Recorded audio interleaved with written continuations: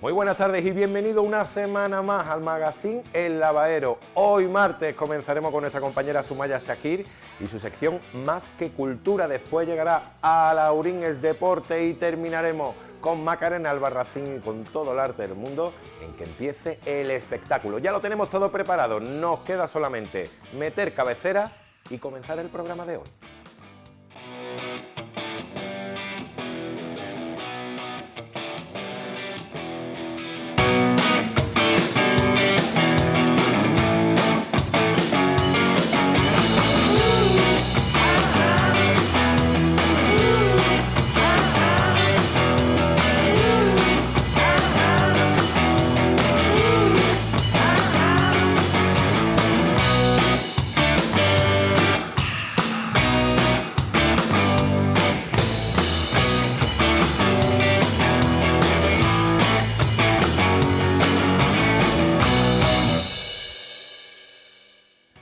Sumaya Shakir es la encargada cada martes de inaugurar nuestro programa y la semana. Además, viene siempre muy bien invitada por diferentes artistas de diferentes índoles. Siempre nos sorprende nuestra compañera Sumaya. Os dejo muy buena compañía con Más que Cultura.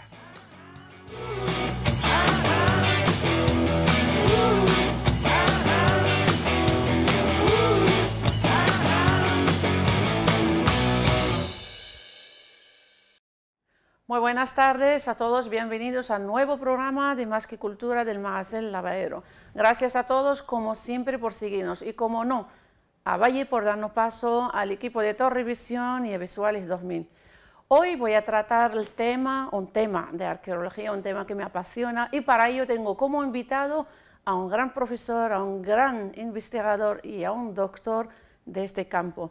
José Enrique Ferrer Palma está aquí para hablarnos de estas cositas y más. Vamos a darle la bienvenida a nuestro invitado. Buenas tardes, José. Buenas tardes. Pepe, ¿no? Pepe, Pepe, mejor. Pepe para los amigos, sí. Muy bueno. El nombre completo, José Enrique Ferrer Palma. Bueno, ¿qué tal? Muy bien. Yo no estaba Yo que no sé, digo, este hombre me ha mandado un breve currículum de 22 hojas, pero ese es el breve, ¿no? Voy a leer un poquitín de lo tuyo. Licenciado en la Universidad de Granada en el año 72, doctor por la misma en el año 80. Has ejercido varias actividades docente, ¿verdad? ¿Es así? Sí. También has desempeñado diversos cargos de gestión, entre ellos director del Seminario de la Prehistoria, del Colegio Universitario de Málaga, director del Departamento de Prehistoria y Ciencias de la Antigüedad y Edad Media, director del Departamento de Ciencias y Técnicas Historiográficas, Historia Antigua y Prehistoria. Ha sido coordinador del Grupo de Investigación 1040 de la Junta de Andalucía, actualmente coordinador del Grupo de la Investigación, y no sigo más porque eso es muy grande. Cuéntame, le ha dado tiempo en 50 años a hacer, ¿verdad? Sí, 50 años. Cuando uno echa la vista atrás y recoge el currículum, empieza a ver que realmente ha hecho uno muchas cosas. Pasa que uno las va dejando al margen, ¿no? Porque ahí no quedan recogidos todos los cargos de gestión, que además van vinculados con la universidad, y sobre todo que de lo que has leído, mi vinculación es con la prehistoria, o sea que la arqueología es la arqueología prehistórica. Y desde el comienzo y previamente a ese comienzo, con los años de formación en la Universidad de Granada, pues me fue interesando el tema de la prehistoria. Y cuando ya vine al Colegio Universitario de Málaga, yo terminé la carrera y en junio y en septiembre estaba dando clases. O sea que no te ha dado tiempo a descansar. De descansar en absoluto. Desde entonces esto es una vorágine de trabajo, de investigación, de docencia, y al final termina uno agotado. Por eso, cuando dice en la actualidad, habría que precisar que ese currículum es del año pasado. Del año pasado. Porque ya este año yo ya tengo mi jubilación ganada. Bueno, hace poco que te has jubilado. Sí. Bueno, merecido, ¿no? Sí. Cuando te lo dicen, no te das cuenta realmente el tiempo que vas a dedicar a otras cosas que te van a quitar, porque cuando yo daba clases o investigaba, tenía tiempo. Ahora que no doy clases ni investigo, no tengo tiempo de nada. porque se me lo lleva la familia y se lo llevan pues por eso hay que disfrutar de la familia. Vamos a hablar de las investigaciones que has tenido. Entre las líneas de investigación que has desarrollado destacan las dedicadas al conocimiento de la prehistoria reciente, ¿verdad? Sí. En el sector central de Andalucía y lo que ha venido desarrollando en los últimos años sobre el conocimiento del poblamiento durante la prehistoria de la Bahía de Málaga. Vamos a hablar de esta investigación arqueológica integral en el yacimiento del Hoyo de la Mina. Explícame, sí, un poquitín, háblame de este proyecto. Sí. ¿Cuándo nació? ¿Cómo fue? Sí. Hoyo de la Mina se descubrió a principios del siglo XX, o sea que las excavaciones las realiza Miguel Such entre los años 16 y los años 20. Después Miguel Such tiene avatares y tiene que emigrar porque era republicano y tiene que irse a Colombia, de ahí se mete en la selva, sufre un proceso y total que muere. Un proceso de hernia inguinal y termina muriendo. Y deja unas excavaciones que para entonces eran modélicas a nivel europeo. Obermayer hablaba de que era una excavación realmente extraordinaria. Y después de pasar, eso fue en el 1919, después de pasar 80 años, la fábrica de cemento, donde estaba situada la cueva de Hoyo de la Mina, se plantea ampliar la cantera y Cultura nos llama para que hagamos una investigación. Y fue en el 97... ¿Desde Diputación o desde Cultura? No, de Cultura. De Cultura. Diputación ha intervenido en otros proyectos con ella, pero esta fue de Cultura. Y sufragado por la fábrica de cementos, por Ital Cement. Y ahí se desarrolla una investigación desde los años 97 a los años 2002, que prácticamente cerramos las campañas de investigación, excavando evaluando, ¿no? Y evaluando, porque la idea era impedir a la fábrica que continuara los trabajos siempre y cuando allí existieran elementos estructurales.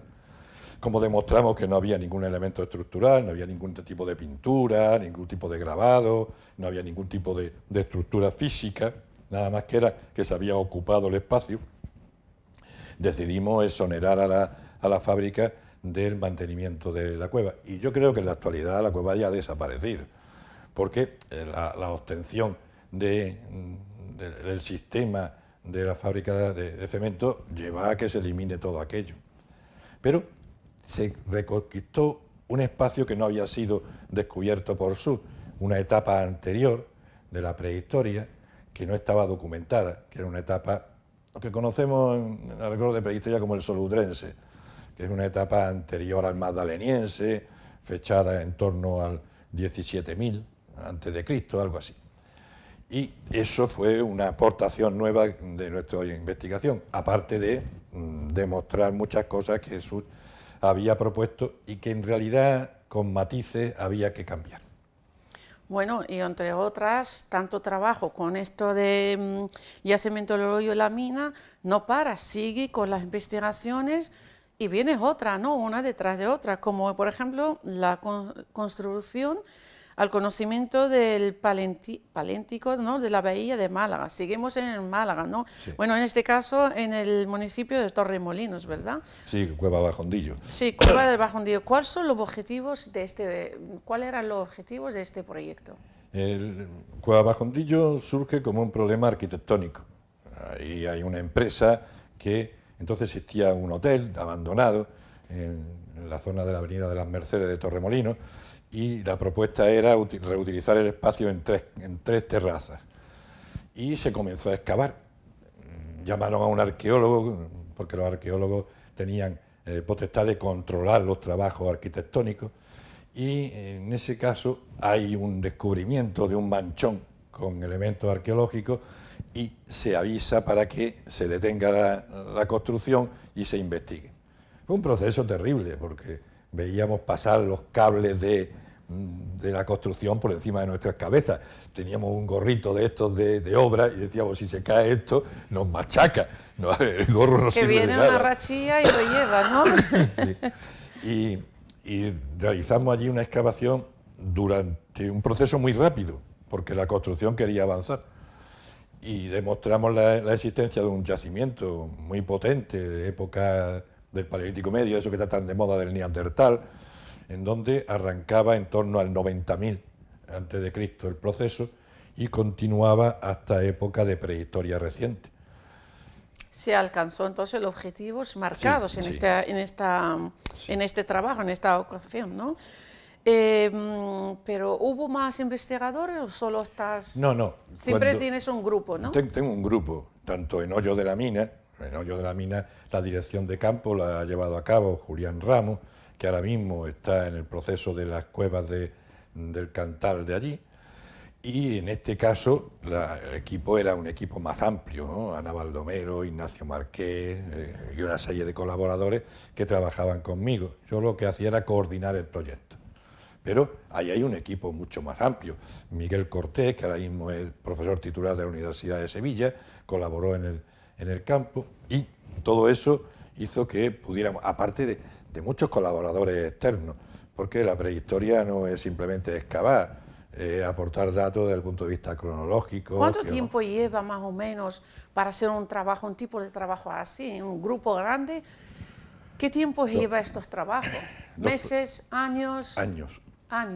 Los proyectos suelen estar establecidos de 1 a 6 años de trabajo. Ese es el proyecto a plazo medio. Si se puede, pues se termina. Si no, el plazo largo puede llegar incluso a doblar ese tiempo. Exacto. Si llegan a pasar los 5 o 6 años y no habéis logrado el objetivo, ¿os dan?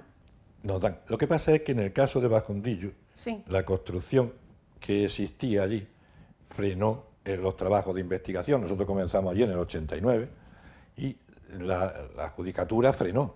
¿Por qué? ¿Por qué motivo? Porque los propietarios estaban disgustados con lo que la empresa le había cambiado en precio, en coste de las viviendas.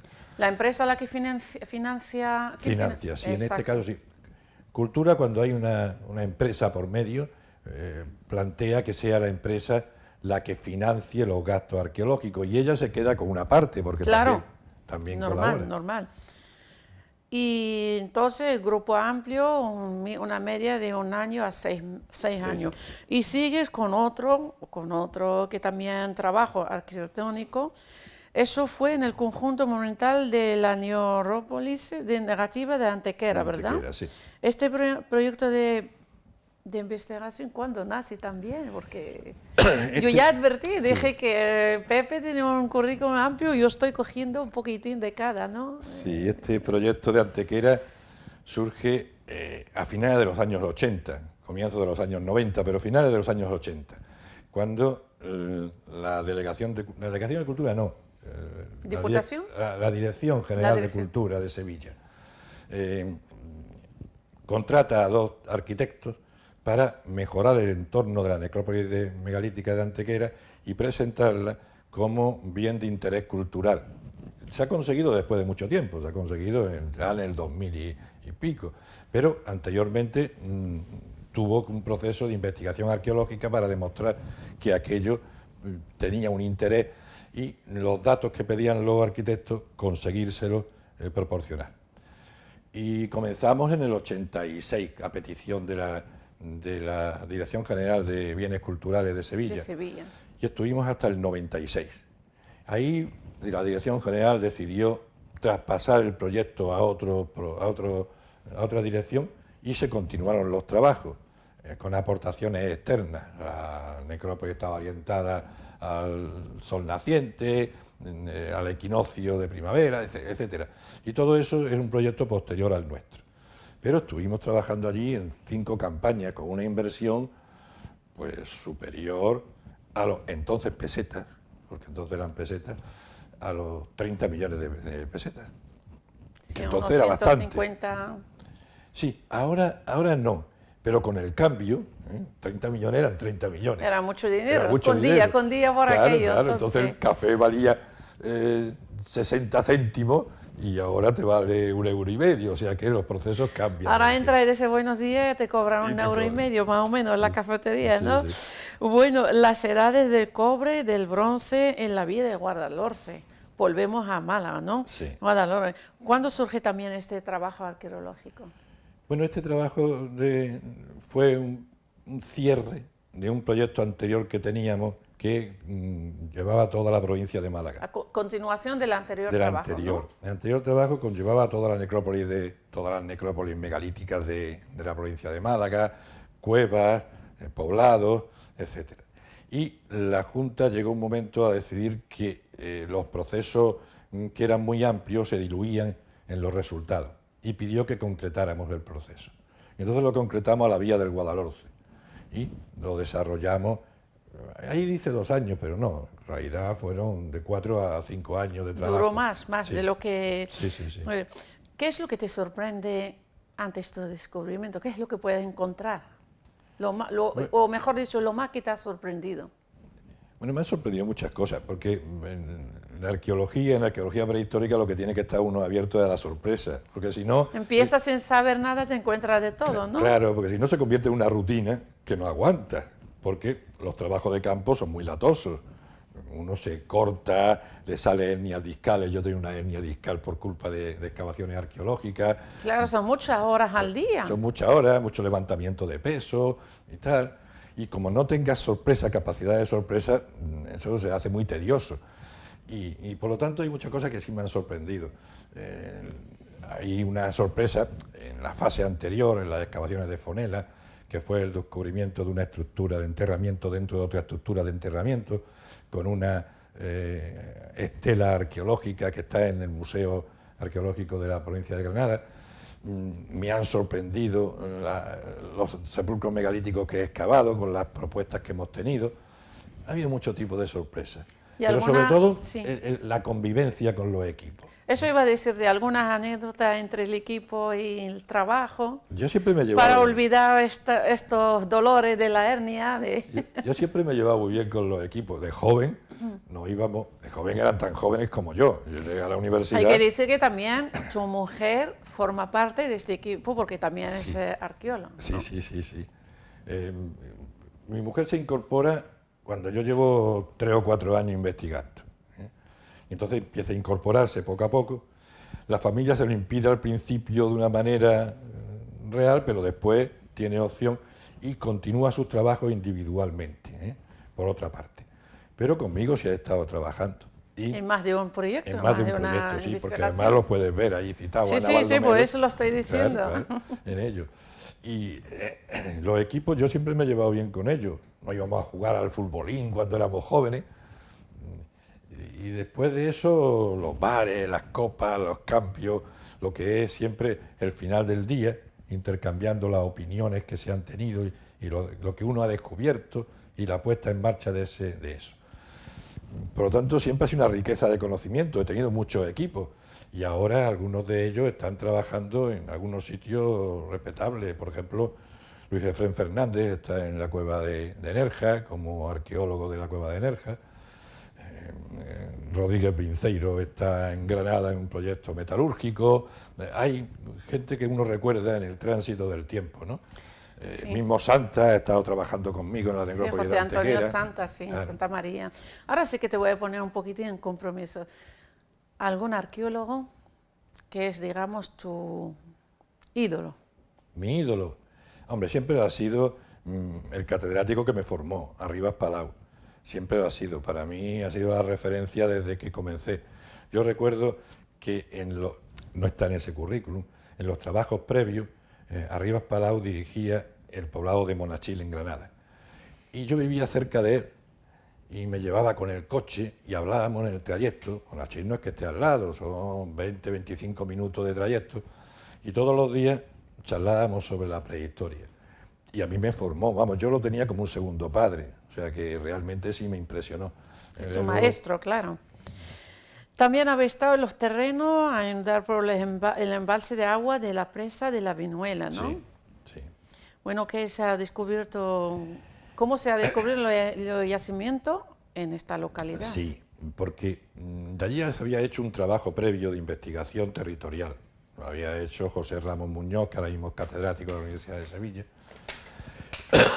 y Álvaro Moreno Aragüez, que era de allí, del territorio. Pero la Diputación en este caso sí trabajé con la Diputación, quería un proyecto más extendido, más pormenorizado, más amplio. Y comenzamos con una prospección a fondo del territorio y después fijamos un proceso muy rápido, porque ya la presa iba a comenzar a trabajar, donde excavamos en varios sitios. Una villa romana se excavó por parte de un colaborador mío que era de la época clásica, Bartolomé Mora, que ahora mismo es catedrático de la Universidad de Málaga, y nosotros nos dedicamos con la Diputación, con el arqueólogo de la Diputación, a Recio, y con el catedrático de Arqueología de Málaga, Pedro Rodríguez Oliva, nos dedicamos a excavar el Cerro de la Capellanía, que era un poblado que existía en el mismo límite del término de allí. Eso y la acumulación de sedimentos que bajaban de un cerro que había en la cuenca alta del Guaro, que proporcionaba materiales líticos de la época del Neandertal que había vivido en las cuevas del Boquete de Zafarraya. Y ahí trabajamos durante dos años, y llegamos a conclusiones bastante acertadas, aunque siempre la sorpresa aparece. Siempre aparece la sorpresa. Entre un trabajo y otro siempre hay diferencia, ¿verdad, Pepe? Sí, sí. Bueno, de los descubrimientos en lo que has participado, ¿cuál es el que más te ha resultado sorprendente? Ahora sí, de todos ellos. Bueno, como sorpresa, siempre uno espera que aparezca algo de lo que, porque uno estudia previamente el territorio y estudia las actuaciones que ha habido sobre él. Sí, siempre tiene una información previa. Una información previa que encamina hacia dónde, qué resultado aproximadamente va a tener. Pero en todos los sitios he tenido nivel de sorpresas, ¿no? En la Cueva Bajondillo, por ejemplo, la cantidad de materiales arqueológicos que apareció es ingente. No se esperaba esa cantidad, era sorpresiva. El material está en el museo actual y llena vitrinas del museo. En Fonela, la estela funeraria que os he comentado antes, fue una sorpresa, no se podía esperar eso ahí.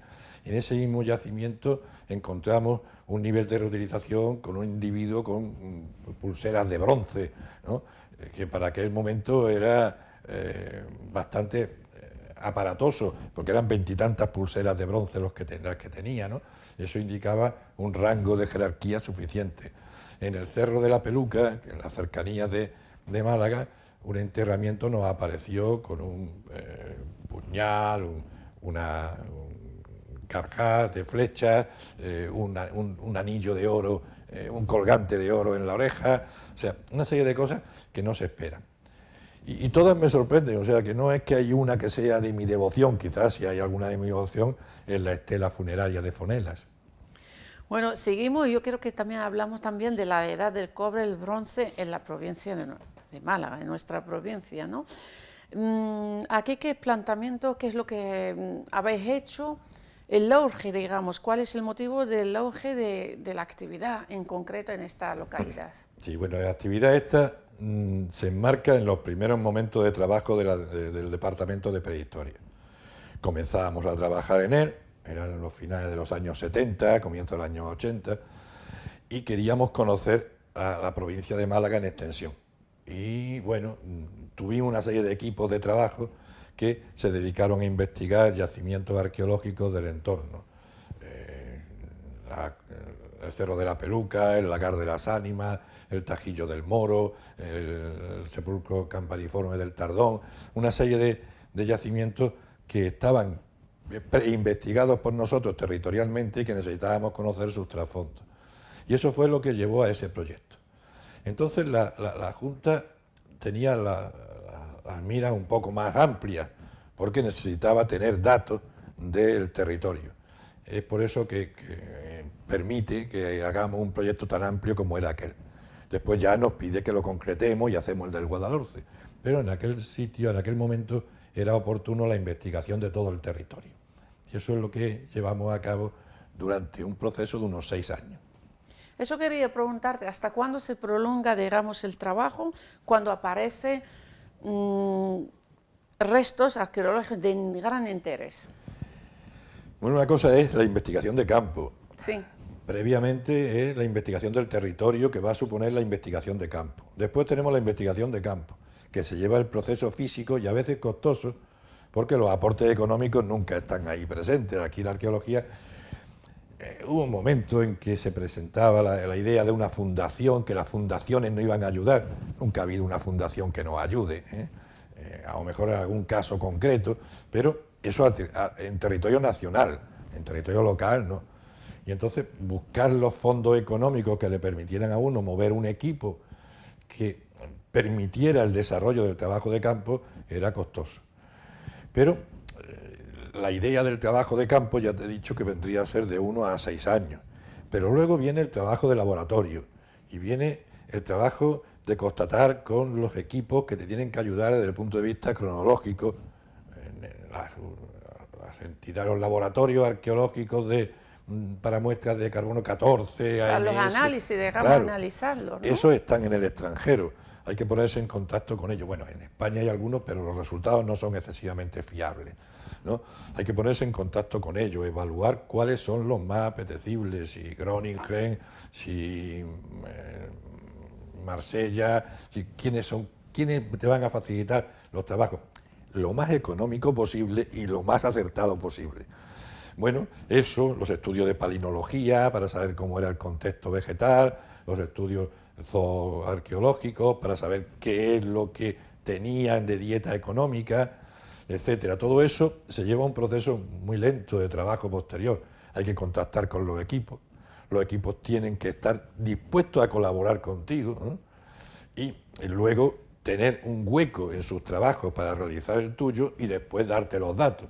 Cuando tienes todos los datos, eso tienes que ensamblarlo en una publicación científica que dé a conocer los resultados. Tanto un proyecto, como mínimo, se lleva, desde que comienza hasta que termina en una publicación, unos 15 años. Ha dicho, estás hablando de publicaciones. ¿Has escrito algún libro? Sí, no están recogidos en el currículum. He escrito algunos libros. He escrito un libro sobre el pantano de los Bermejales con mi maestro arriba. He escrito un libro sobre arte en la provincia de Málaga. He escrito varias historias de Málaga. He escrito una historia de Andalucía. O sea que sí he escrito libros. Pasa que no están recogidos en el currículum que te he dado. Bueno, pero yo te lo he preguntado. Sí, sí. Porque algo he investigado yo sé. Bueno, Pepe, ¿qué es lo que nos puede decir ya para despedirnos ya del programa? Que ya hemos llegado al final. Bueno, pues te tengo que agradecer, ¿no? Porque yo nunca he manifestado mis trabajos de manera pública. Yo soy... No es falsa modestia, es que no me apetece dar a conocer mis trabajos de forma global. Pero porque... son 50 años, es que hay que decirlo. Sí, pero parece falsa modestia, ¿no? He hecho esto, he hecho aquello, y yo la verdad pero están es que... hechos. Sí, son hechos que están hechos. Sí, sí, sí. Bueno, Pepe, muchísimas gracias por acompañarnos hoy, por querer estar aquí como invitado a contarnos tus experiencias, tus trabajos de 50 años y no descarto, yo creo que no descarto que seguirás, si te sale algún trabajito y te deja la familia, lo harás, ¿no? Los nietos harás algo, sí, ¿no? Sí, algo haré. Ya porque los nietos ya cada vez vienen menos. Ya vienen menos, ya se están haciendo mayores y sí, ya sí, no sí. quieren estar más en casa con la... Sí, sí. Muchísimas gracias, lo dicho. Muchísimas gracias a ti. Bueno, señores, ha llegado el momento de despedirnos hoy del programa. La semana que viene, la misma hora, el mismo lugar. Sed felices y hasta entonces.